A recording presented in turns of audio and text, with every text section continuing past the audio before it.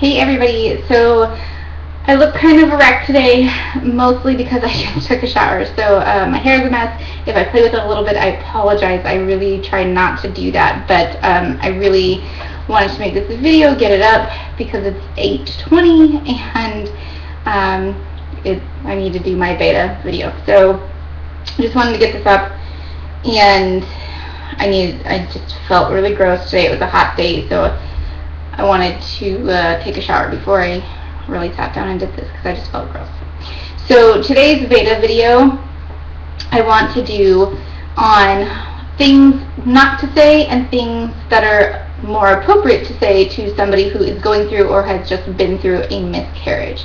I get this question a lot, mostly because a lot of the people that have been watching me for a while know that I've had at least one miscarriage. A lot of you also know that I have had multiple miscarriages. So a lot of people have asked me or personal messaged me and said, my friend is going through a miscarriage, I don't know what to say. And I have had the few people that do know in real life have said things that just made me feel like shit. And they were meaning the best, and I know that, but I think it's such a taboo topic that nobody knows what to say, and generally speaking, the things you do think would be good to say just end up being the worst possible things that you could tell somebody in that moment. So my friend and I were brainstorming today and yesterday about things to say and things not to say to somebody who has been or is going through a miscarriage, and things that would be a little bit more appropriate. And this is the list we came up with. I'm just going to kind of go down the list, and then we'll talk about why not to say those things, and then I'll go down the list of things that are more appropriate and go through why those are more appropriate things to say. So I'm just going to be reading off my list, so I'm going to be trying not to look down too much, but I'm going to be, Anyway, you will have other babies. It was nature's way of getting rid of an unhealthy baby. It's in God's plan. It was still so early. At least you know you can get pregnant. My personal favorite. At least you already have a child, if you do. At least anything. Pretty much. Maybe it just wasn't meant to be. I had a miscarriage once, and then I had my perfect baby. I know exactly what you're going through. I lost my grandmother, uncle, cousin, etc. You'll forget all about this when you have a healthy baby. This kind of thing happens all the time. A lot of women have miscarriages. It will happen when it's supposed to happen. There is probably something wrong with it. Now you know what so-and-so has gone through. There's always adoption. I know someone who couldn't get pregnant, had a miscarriage, and didn't have a baby until they started adoption papers. Just start adoption papers. So some of those, while they may be true, just aren't appropriate and aren't going to make somebody who's going through a loss or has just been through a loss feel any better about these things. And if you are a religious person, which, let's just get it out there, I'm not, but if you are, whether it is in God's plan or not, that doesn't make it any easier. And God knows that things are hard and that some things make you suffer a bit. And it's not maybe His intention to make you suffer, but He knows you're going to go through a hard time, and He understands those feelings. You don't want to recognize, or you want to recognize that a loss has occurred and not try and figure out why. Trying to figure out why is going to get you nowhere. It's not going to make you feel any better at all. Knowing that my baby has a chromosomal problem does not make me feel any better that I have lost that baby. It just makes me think about something else as well. It's not going to fix it. So trying to fix it is really just no good. Trying to one-up somebody is just horrible, and we'll get into that a little bit more in the what is more appropriate to say. Sorry, I just got a text message. Sorry, I just lost my place. We just wrote down a bunch of stuff.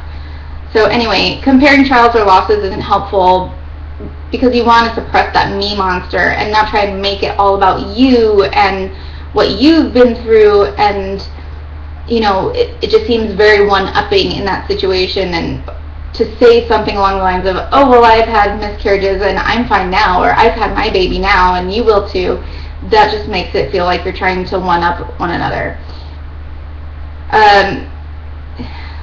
And you can't ever know what another person is going through. Whether you've been through a similar situation or not, it's never exactly the same, so you never know exactly what somebody else is going through. Hope is a great thing, but the timing is really, really necessary when talking about a miscarriage. Trying to give somebody hope as they're losing their baby is just not good timing. So let's go on to what is more appropriate to say. I'm so sorry for your loss. Just that. If you need someone to talk to, I'm here to listen. And when I say listen, I mean listen. Don't interject your own stories. Don't sit there and try and one-up. Just listen. When somebody that's going through a miscarriage is really ready to talk, just listen. Do you need some space? That was a big one for me, knowing when I needed space. Do you want to talk about it, or would you like a distraction? What can I do to help? I've had a miscarriage. They're hard. So not trying to really interject your story, just saying, I've been there, I'm sorry, I know it's hard. So my friend and I that compiled this list have both had multiple miscarriages, and we both agreed that every miscarriage is completely different. So some you really want people to talk to, and some you just want to be left alone. And knowing when to do those things is really quite hard. So having somebody say, hey, do you want to talk about it? Sometimes I didn't even know that I wanted to talk about it when I actually really did. And having somebody say, hey, do you just need a distraction? That was always a godsend to me, because it gave me the opportunity to say, it's no offense to you, but I really just want to be alone right now. And as long as you just say okay and back off, it's a hard thing to understand, wanting to be alone in a situation like that. But when you're in it, it's hard to fathom being with other people sometimes, going through that grief as well. So that's definitely something to keep in mind, knowing what you can do. And by that I mean, having distractions ready for somebody is great, but knowing when, she's probably not going to want to be cooking right now, so I'm going to bring a meal. I'm going to bring a dinner over, but knowing also when to leave. Something that was really great that my friend had, I did not. There's the puppy. Something that was really great that my friend had that I did not. She had a lot of family support. We never really told people, so we didn't get a lot of the stuff she was talking about, but she had a lot of people that would call and say, hey, I'm coming to bring over dinner. I'll be there in 20 minutes. They would come, drop off dinner, give a hug, and go. No lingering, no awkward conversations. It was great. So that was something that really helped her, and I think that would have really been helpful to us as well.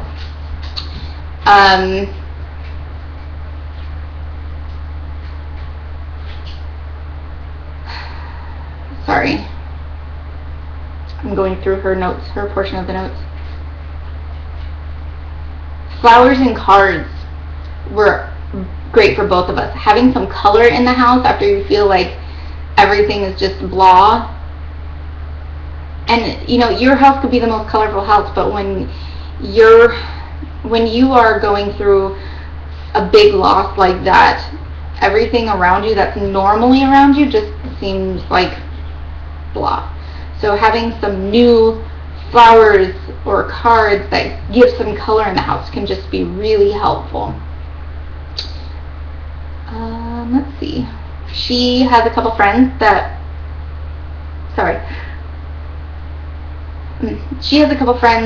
put together a survival kit, and when she was ready, they would come over with chick flicks and ice cream. Both of us have appreciated people who have said, you know, I've been there, it's really hard. It almost gives you an empowering knowledge that, you know, oh, I can go talk to this person if I have questions and I want to talk about it, or if I want to ask questions. Anyway, this video is going to be cutting off soon. I'm sorry about all the pauses and all that. I just really need to get it out, and I can't edit with this right now. So I hope you're all well. If you have any more questions about this topic, please feel free to ask, and I will talk to you all later. Bye.